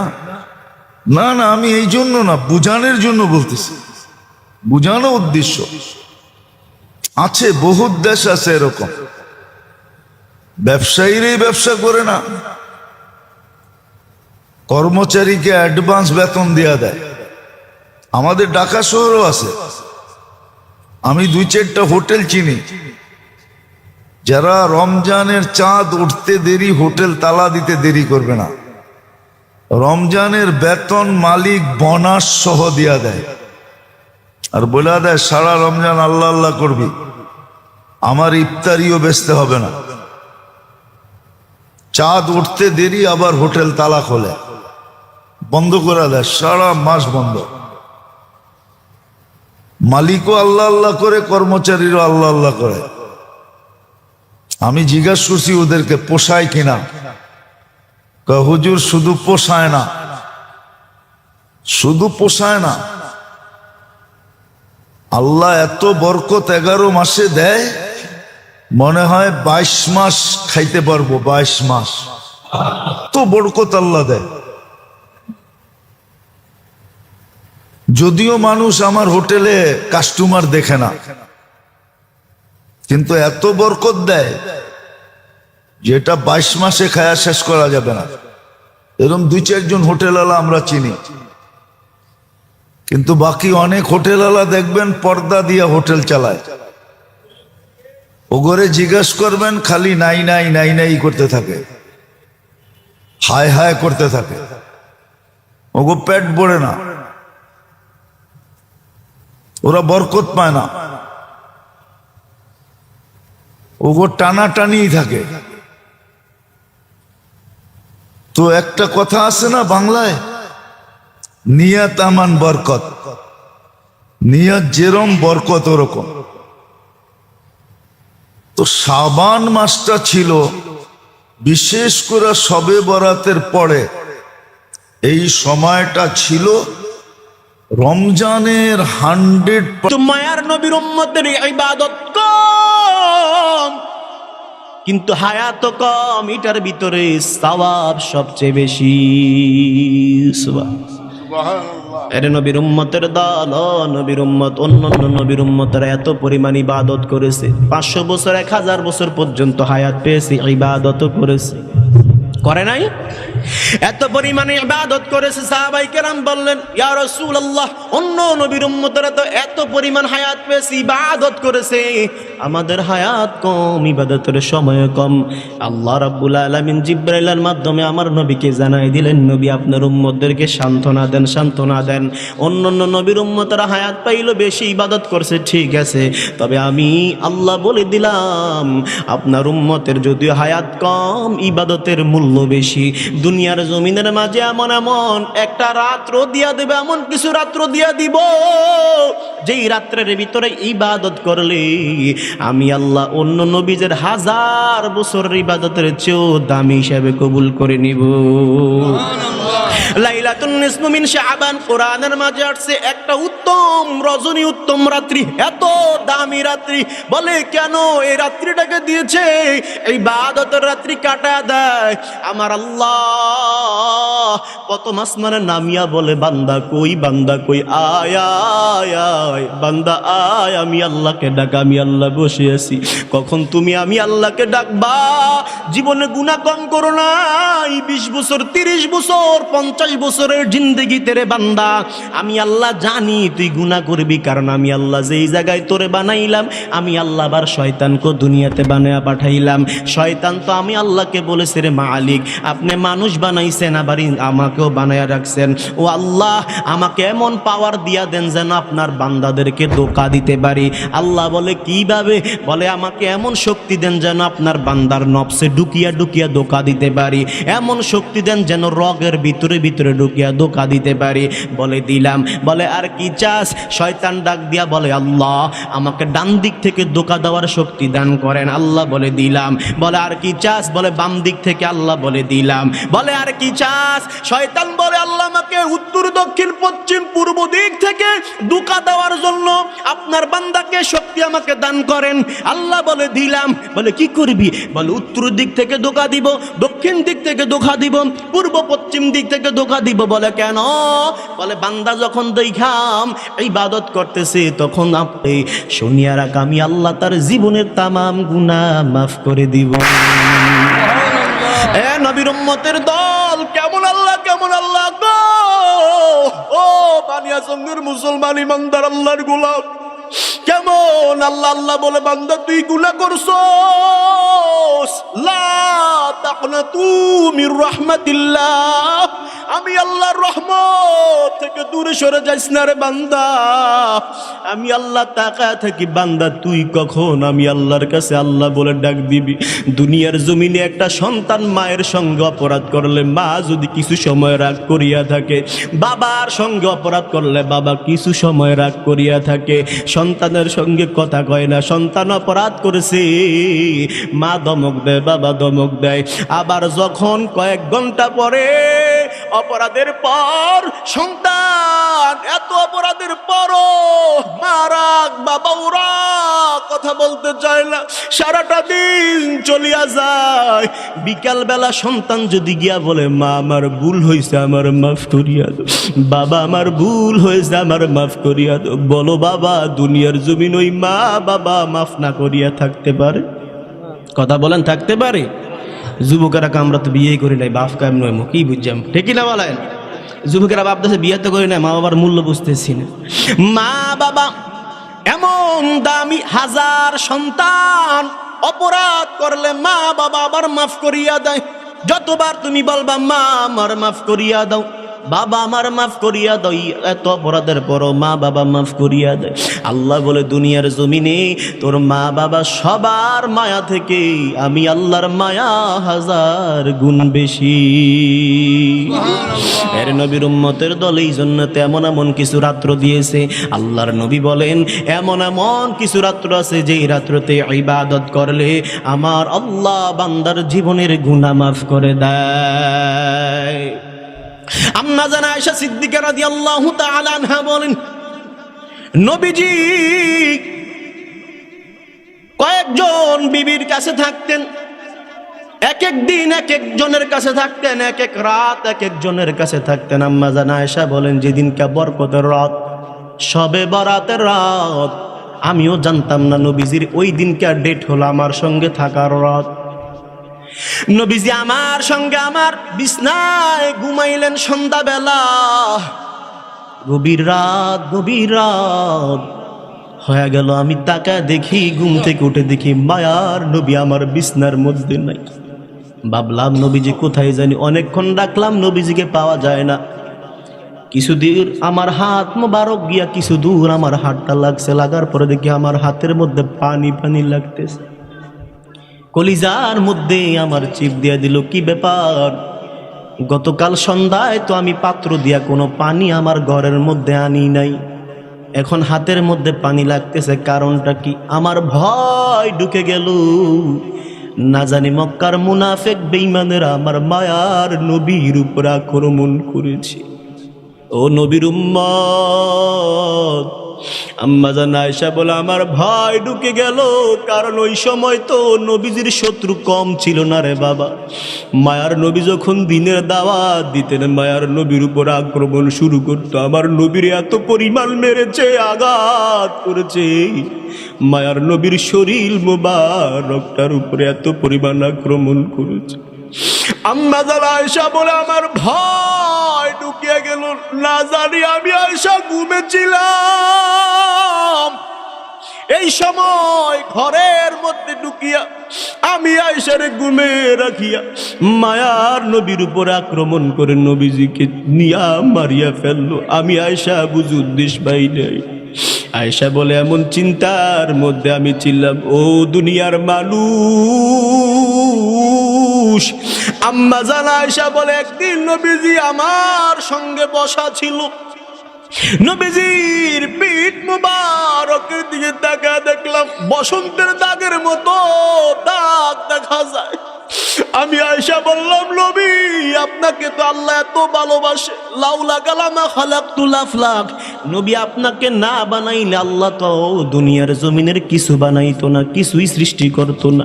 এই বসন্তের দাগগুলা যদি আপনি আল্লাহর কাছে বলেন, আপনার প্রিয় বন্ধুর কাছে বলেন, তাইলে এগুলা মুছে দিবে, সুন্দর দেখা যাবে। আম্মা জান আয়েশার প্রশ্নের জবাবে আমার নবী বললেন, আয়েশা জানো এগুলা বসন্তের দাগ না। বলে নবী কিসের দাগ? নবীজি বললেন, আয়েশা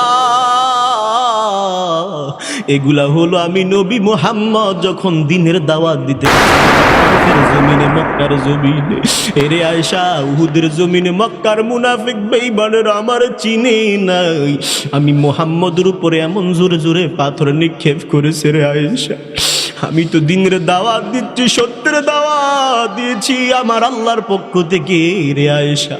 আমি মুহাম্মদের উপরে এমন জোরে জোরে পাথর মেরেছে, ওই সময় আমার মাও ছিল না, আমার বাবাও তো দুলিয়ে আসিয়া দেখি নাই। এরে আয়েশা প্রতিটা পাথরের আঘাতে মনে হইল আমার কলিজার মধ্যে গিয়া লাগছে। আল্লাহু আকবার। নবী বলে, আয়েশা জানো এক একটা পাথর যখন আমি মুহাম্মদকে মারে বেঈমান মুনাফিকেরা, এরে আয়েশা আমি মুহাম্মদ দেখা না তাদের মুহাম্মদের সঙ্গে পারি। যখন পাথরগুলা মেরেছে আমি মুহাম্মদের কলিজার মধ্যে গিয়ে লাগছে, তখন আম্মা জান আয়েশা বলেন, নবী তখন কি আপনি আল্লাহর কাছে সাহায্য চান নাই?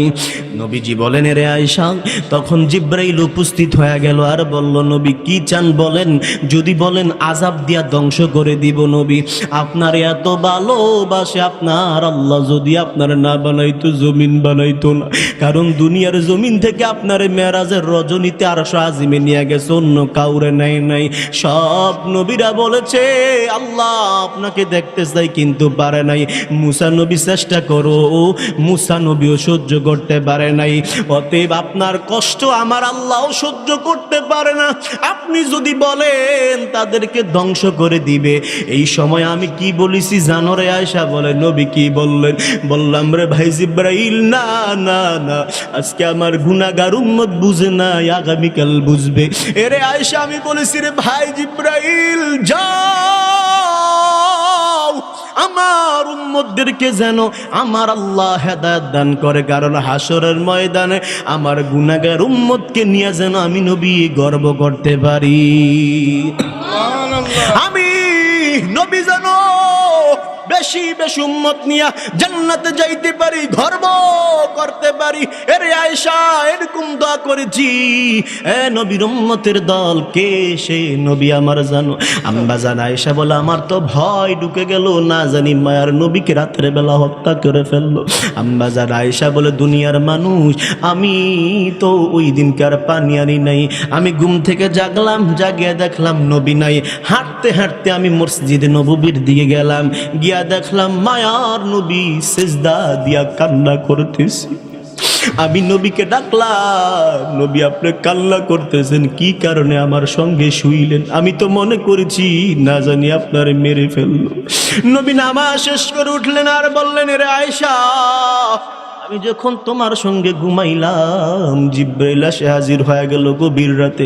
বলেন, নবী আজকে ঘুমাবার রাত্র নাই, ইবাদতের রাত্রি, এমন একটা রাত, বরকতময় রজনীর রাত, আপনি যদি আপনার উম্মতের জন্য কান্না করে দোয়া করতে পারেন, নবী আপনার উম্মতদেরকে মাফ করে দিবে। আমার মায়ার নবী বলে, আয়েশা সাথে সাথে আমি নবী এসে সিজদার মধ্যে পড়ে গেলাম, ইবাদতের মধ্যে পড়ে গেলাম। এর নবীর উম্মতের দল, ওই মায়ার নবী রাহমাতুল লিল আলামিন তোমার জন্য আমার জন্য এত পরিমাণ কান্না করেছে, এত পরিমাণ চিন্তা করেছে। নবীজির 63 বছর জিন্দেগি শুধু মায়ার নবী উম্মতের জন্য কান্না করেছে, উম্মতের জন্য কান্না করেছে। যেই জায়গায় 50 ওয়াক্ত নামাজ দিল নবীর উম্মত আদায় করতে পারবে না, সেই জায়গায় 5 ওয়াক্ত নিয়ে আসলেন আমার আল্লাহ ভালোবাসিয়া। বলেন, নবী 50 ওয়াক্ত দিছিলেন নাই, 5 ওয়াক্ত নিয়েছেন। তবে শুনি, আপনার গুনাহগার উম্মত আমার বান্দা যদি 5 ওয়াক্ত নামাজও ভালোভাবে আদায় করে, নবী আপনি জানিয়া নেন, নবী 50 ওয়াক্তের সওয়াব বান্দার আমলনামায় দিয়া দিব। 50 ওয়াক্তের সওয়াব দান করবে। হেরে নবীর উম্মতের দল, কপাল বড়, ভাগ্য ভালো আমাদের, এমন নবীর উম্মত হয়েছে রে মুসলমান, যেই নবীর উম্মত হওয়ার জন্য সব নবীর উম্মতরা পাগল ছিল, সব নবী পর্যন্ত পাগল ছিল। কি কপাল ভালো, অন্য নবীর উম্মতেরা গুনাহ করলে কপালে লেখা হয়ে যাইত, ঘরের দরওয়াজার মধ্যে লেখা হয়ে যাইত কি গুনাহ করেছে, অন্ধকারে কি গুনাহ করেছে, আলোতে কি গুনাহ করেছে, গোপনে কি ওপনে কি, সব লেখা হয়ে যাইত। কিন্তু রাহমাতুল লিল আলামিনের উম্মতের এমন দাম, এত পরিমাণ গুনাহ করা হয়, এরপরও কিন্তু প্রকাশ করা হয় না। দেখছেন, চিন্তা করছেন কত মহাব্বত, কত প্রেম ভালোবাসা নবীকে নিয়ে। গর্বের বিষয় না বলেন? আমরা গর্ব করি যে আমরা রাহমাতুল লিল আলামিনের উম্মত হয়েছি, এত গর্ব করতে হবে, আমাদের কপাল বড় ভালো, এত গুনাহ করা হয়। এরপর আল্লাহ বলে, লা তাকনাতু মির রাহমাতিল্লাহ, তোমরা আমি আল্লাহর রহমত থেকে দূরে সরে যেও না। দুনিয়াতে পাঠাইলাম, কেন পাঠাইলাম, কি কারণে পাঠাইলাম? একমাত্র শুধুমাত্র আমি আল্লাহর গোলামি করবা, ইবাদত করবা, আমি আল্লাহকে ঢাকবা, আমি আল্লাহর ডাকে সাড়া দিবা। এ নবীর উম্মতের দল, ও মুসলমান ইমানদার আল্লাহর গোলাম, আল্লাহ রাব্বুল আলামিন বলেন, বান্দা তোমাদের আমলের দিকে লক্ষ্য করব, পরীক্ষা করব। আল্লাহ রাব্বুল আলামিন বলেন, আল্লাযী খালাকাল মাউতা ওয়াল হায়াতা লিয়াবলুয়াকুম আইয়ুকুম আহসানু আমালা ওয়া হুয়াল আজিজুল গফুর। আল্লাহ রাব্বুল আলামিন বলেন, আমি হায়াত সৃষ্টি করলাম, মওত সৃষ্টি করলাম, আমি আল্লাহ পরীক্ষা করব কে কার আমল সর্বোত্তম আমল, কার আমল সর্বোত্তম আমল। এখানে বেশি আমল বলছে না, সর্বোত্তম আমল বলছে। বলেন সর্বোত্তম বলছে না, কার আমল সর্বোত্তম আমি আল্লাহ পরীক্ষা করব, কার আমল দামি। এ নবীর উম্মতের দল, বেশি আমলের কথা বলে নাই। আল্লাহ বলে নাই সারাদিন তুমি সেজদা দাও, বলছে? বলেন আল্লাহ বলে নাই সারাদিন তুমি সেজদা দাও, আমারে ডাকো, বলে নাই। বলে বান্দা যখন তুমি সুযোগ পাইবা তখনই আমারে ডাকো। অতএব আমাদের কাছে সময় থাকে, আমরা ইচ্ছাকৃতভাবে ডাকতে চাই না, আমল করতে হবে। নবীজিও বলেছেন, ঈমানটাকে মজবুত রাখিয়া আখলিসু দীনাকা ইয়াকফিকাল আমালুল কালিল, ঈমানটাকে মজবুত রাখিয়া অল্প আমল করো, নাজাতের জন্য ব্যবস্থা হয়ে যাবে। সুবহানাল্লাহ। ঈমানটাকে মজবুত রাখতে হবে। বর্তমান জামানা তো দেখা যায় ঈমানটা নিয়ে কারাকারি শুরু হয়ে গেছে, আছে না নাই? বলেন বলে এত নামাজ লাগবে না। এই যে সামনে রমজান আসতেছে, কিছু লোক বলবে 8 রাকাত নামাজ পড়লেই যথেষ্ট। নাউজুবিল্লাহ বলতেন না? আর নাউজুবিল্লাহ জোরে বলেন না। কেউ মুখে গিয়ে আপনারা বুট বাদাম দিয়ে রাখছেন নি? এখন যদি ফ্যাট খালি না করেন, কিছুক্ষণ পরে তো মুনাজাতের পরে আছে একটা জিনিস, আবার ওইরা খাইবেন কেন? নাউজুবিল্লাহ জোরে বলেন। কই নামাজে তো লাগতো না, কই কি হয়েছে? 8 রাকাত পড়লো হইব, মাগো মা হ্যাঁ তার লাগে কি যে একটা অবস্থা। কই 20 রাকাত নামাজের কথা হাদিসে আছে, 8 রাকাত নাই। আর কই 8 রাকাত নামাজ পড়লো হইব? আপনাকে দিকে আছে এরকম লোক? আছে? ও সব জায়গায় আছে, মনে ঢুকতেছে আস্তে আস্তে। নামাজ হলো তারাবির নামাজ 20 রাকাত, তুমি মিয়া সব বলো 8 রাকাত। কমাইতে সব কমাই লাইতে আছো। বিতিল নামাজ 3 রাকাত, দলিল সহকারে আছে, তুমি বলো 1 রাকাত। কই ফাইলা ইসলামী? আবার বলে সুন্নত সব নামাজ না পড়লেও চলে। এই পাগলগুলোরে বুঝাইবো কেমনে বলেন? নবী বলেছেন, মা আনা আলাইহি ওয়া আসহাবিহি, আমি আমার সাহাবাই কেরাম যেই মতদর্শের উপরে রয়েছি, আদর্শের উপরে রয়েছি, তোমরা এটাকে অনুসরণ করিও। নবী হাদিসের মধ্যে বলেন, কুল্লু উম্মতি ইয়াদখুলুনাল জান্নাতা ইল্লা মান আবা, কিলা ওয়া মান আবা, ক্বালা মান আতাআনি দাখালাল জান্নাতা ওয়া মান আসানি ফাকাদ আবা। বলি সুবহানাল্লাহ। নবী বলেন, আমার উম্মতের কিছু উম্মত জান্নাতি, আবার কিছু উম্মত জাহান্নামী। সাহাবীরা বললেন, ইয়া রাসূলুল্লাহ, কারা জান্নাতি কারা জাহান্নামী? নবীজি বলেছেন, মান আতাআনি দাখালাল জান্নাতা ওয়া মান আসানি ফাকাদ আবা। নবী বলেন, যারা আমি রাসূলুল্লাহর অনুগত্য করে তারা জান্নাতি, আর যারা আমি রাসূলুল্লাহর অনুগত্য করে না, নাফরমানি করে, তারা জাহান্নামী। বলি নাউজুবিল্লাহ। তো অনুগত্য মানে কি? অনুগত্য কেমনে করবো? ঠিক একটা কথা আছে না, বলে অনুগত্য করবো কেমনে? রাসূল যা শিক্ষা দিয়ে গেলেন, রাসূলের সাহাবাই কেরাম যা শিক্ষা দিয়ে গেলেন, রাসূলের সাহাবাই কেরাম যা দেখাইয়া গেলেন, রাসূল যা দেখাইয়া গেলেন, রাসূল যা করে গেলেন, ওইটাকে মানার নামই তো হল অনুগত্য। ঠিক কিনা বলেন? তো রাসূলুল্লাহ নামাজ আদায় করেছেন, রাসূলের সাহাবী হযরত ওমর খলিফাতুল মুসলিমিন, যিনি অর্ধ জাহান শাসন করেছেন, ওই হযরত ওমর 20 রাকাত তারাবির নামাজ পড়েছে। তুমি মিয়া কোন খাতের মুলা, কোন খাতের মোল্লা কাট মোল্লা, তুমি বলো নামাজ 8 রাকাত। ইসলামী ভাইছো, ধোঁকা দাও, ঈমান চোর। এগুলা কি বলেন? ঈমান চোর না? ঈমান চোর। আল্লাহ হাজার দান করে বলেন আমিন। গুমরাহি আপনারা আম জনতা যাইবেন না। নামাজ কমাইতে শেষ। কিছু লোক বলে শবে বরাতের এই যে কালকে বরকতময় রজনী রাত্রি, এটারও বলো অনেকে ভেদাত নাই, হালুয়া রুটি খাওয়া না যায়। নাউজুবিল্লাহ বলবেন না। তোর কপালটা সমস্যা, তোর ডায়াবেটিসের সমস্যা, বেটা তুই খাওয়াতে পারস না হালুয়া রুটি, তোর কপালে নাই। মিষ্টি খাওয়া নবীজির সুন্নাত, আমি খাবো, তোর সমস্যা কি? তোর দাওয়াত আইয়া খাইয়া যা। কি ইমাম সাহেব ঠিক আছে নে? তোর দাওয়াত আইসা খাইয়া যা। তোর ডায়াবেটিসের সমস্যা, তুই খাইতে না, ফতুয়া দাস না, জায়েজ ভালো না। কপাল বড় খারাপ, আল্লাহ হেদায়েত দান করুক, বলেন আমিন। যাইবেন ডাকো ইমান সুরের লাগিয়া দেশটা ভইরা গেছে, চলা বড় মুশকিল। এই জন্য নবী বলেন ইমানটাকে মজবুত রাখিয়া অল্প আমল করো, নাজাতের জন্য ব্যবস্থা হয়ে যাবে। ইমানটাকে আমাদের মজবুত রাখতে হবে কিনা বলেন? আল্লাহু আকবার। যে ইমানের জন্য অনেক কষ্ট করে গেছেন, যে আকীদার জন্য আল্লামা সাহেব কাবলা ফুলতুলি রহমাতুল্লাহি আলাইহি এই জমিনের মাঝে ইতিহাস তৈরি করে গেছেন, আমরা তো তাদের আদর্শিত আদর্শ কথা বলা ঠিক কিনা? মনে রাখতে হবে আমরা শাহজালালের উত্তরসূরি, শাহপরানের উত্তরসূরি। মনে রাখতে হবে আমরা আল্লামা সাহেব কাবলা রহমাতুল্লাহি আলাইহির উত্তরসূরি, আমরা সোনাকান্দার আব্দুর রহমান হানাফি রহমাতুল্লাহি আলাইহির উত্তরসূরি, আমরা কেরামতুল জলপুর উত্তরসূরি, আমরা পুরপুরার উত্তরসূরি। মনে রাখতে হবে তোমরা যদি মনে করো তারা দুনিয়াতে নাই, মনে করছো বনটা বুঝি খালি, মনে রাখবা বাঘের ঘরে বাঘ হয়, সিংহের ঘরে সিংহ হয়। সিংহ চলে গেছে, সিংহের বাচ্চারা এই জমিন থেকে যায় নাই, কথা বলে ঠিক কিনা? তোমরা লড়তে আসিও না আমাদের সাথে, সাবধান। তোমরা মনে করেছো যে আইরি তারা তো নাই, আমরা এই সুযোগে কিছু একটা করি, সুযোগ নেই। এক একটা ধারাবি সংগঠনের লোক, এক একটা সংগঠনের লোক আহলে সুন্নাতের এক একটা হোসাইন, কথা বলেন ঠিক কিনা? রক্ত হোসাইন যেমন কারবালার প্রান্তরে দিয়েছে, ইমানটাকে মজবুত রেখে বাতিলদের সাথে আপোষ করে নাই, বলেছে আমাকে হত্যা করতে পারো, জবাই করতে পারো, সাবধান। তোমরা কি মনে করেছো? ওই যে দেখেন নাই ইমাম হুসাইন বলছে আমাকে 2 রাকাত নামাজ পড়তে দাও। অন্য সময় ইমাম হুসাইন নামাজ পড়ে দেরি করে, ওই দিনকার নামাজ পড়ছে এত স্পিরিটে তাড়াতাড়ি পড়েছে। কাফের বেঈমান ইয়াজিদ বলতেছে এই বেটা সীমার বলতেছে তাড়াতাড়ি নামাজ পড়ে ফেলেছো। বলে যদি আমরা দেরি করি নামাজের মাঝে তুমি তো বলবা আমরা মদকে ভয় পাই, এই জন্য আমরা তাড়াতাড়ি পড়েছি, আমরা মরণকে ভয় পাই না, আমরা আল্লাহকে মানি, আল্লাহকে ভয় পাই, কথা বলেন ঠিক কিনা? আমরা তো তাদের উত্তরসূরি, তোমরা আমরা কি ভয় দেখাইবা? একমাত্র আমাদের মরণ হবে কার জন্য বলেন? আমাদের মরণ আল্লাহর জন্য, হায়াত আল্লাহর জন্য, জীবন আল্লাহর জন্য, সবকিছু আল্লাহর জন্য। আমাদেরকে মরণের ভয় দেখায়ও না। আমরা হোসাইনি সৈনিক, এই দেশের মধ্যে আজ হোক আর কাল হোক ইসলামী আইন কায়েম হবে, কথা বলেন ঠিক কিনা? ভাইরা আমার, এই জন্য বলেছি ইমানটাকে মজবুত রেখে রাসূলুল্লাহর আদর্শিত হতে হবে। ইমানটাকে মজবুত রেখে আমল করতে হবে। যদি আপনি আমল করতে পারেন, অল্প আমলেই নাজাতের ব্যবস্থা পেয়ে যাবেন। আল্লাহ কবুল করে বলেন আমিন। ইয়া রাসূলুল্লাহ, ইয়া রাসূলুল্লাহ,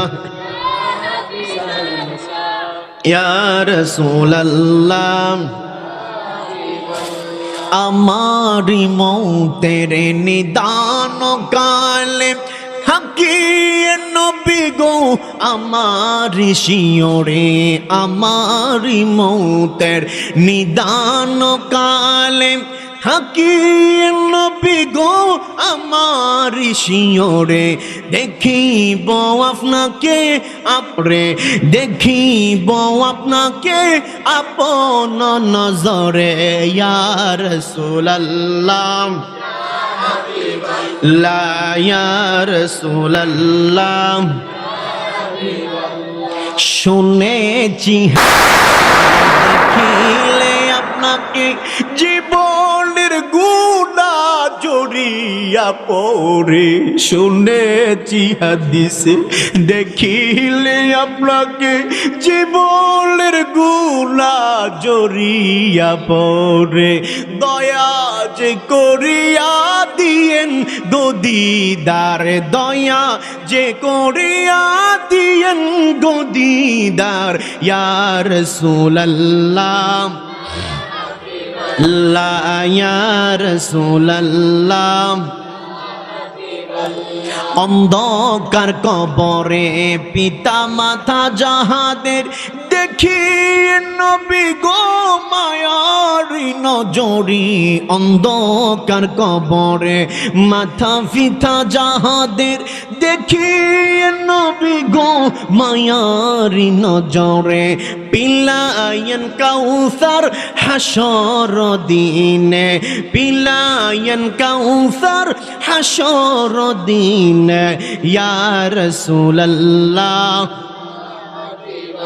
লা ইয়া, উচ্চ আওয়াজ দিয়ে বলেন আল্লাহু আকবার। তাইলে ইবাদত হবে কার জন্য বলেন? আমরা যা কিছু করব, দান সদকা করব, রোজা রাখবো, নামাজ পড়বো, যা কিছু করি, হজ করি, যাকাত দেই, সব কিছু হবে একমাত্র কার জন্য?